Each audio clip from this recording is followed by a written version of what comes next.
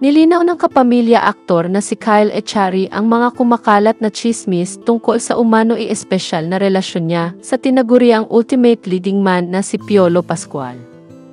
Hanggang ngayon kasi, hindi pa rin matigil ang ilang netizens sa pagbibigay ng mali siya sa pagiging malapit nilang dalawa at tila ba may something na higit pa sa pagkakaibigan.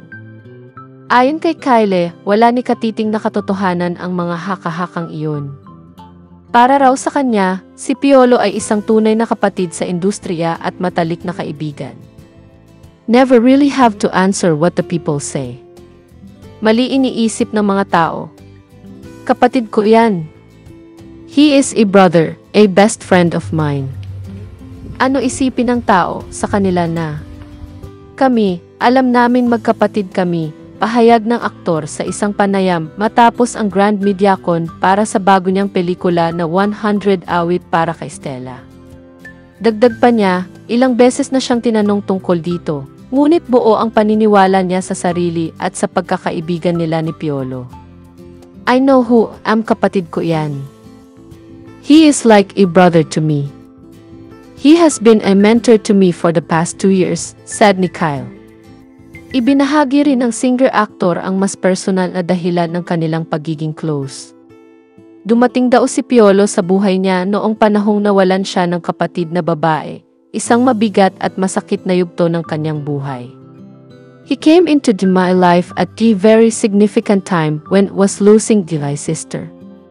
Ilan lang po ang nakaalam sa pinagdadaanan ko noon.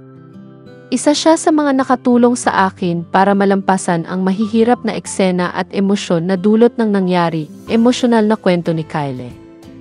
Naging mas matatag pa ang kanilang samahan dahil sa ilang proyekto na kanilang pinagsamahan.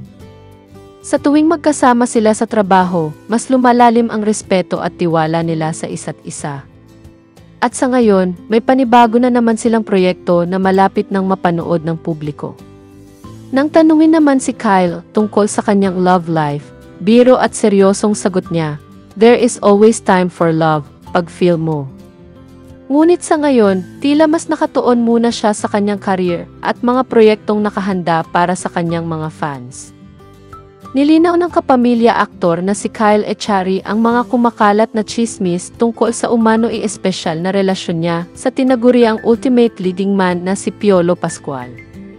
Hanggang ngayon kasi, hindi pa rin matigil ang ilang netizens sa pagbibigay ng mali siya sa pagiging malapit nilang dalawa at tila ba may something na higit pa sa pagkakaibigan.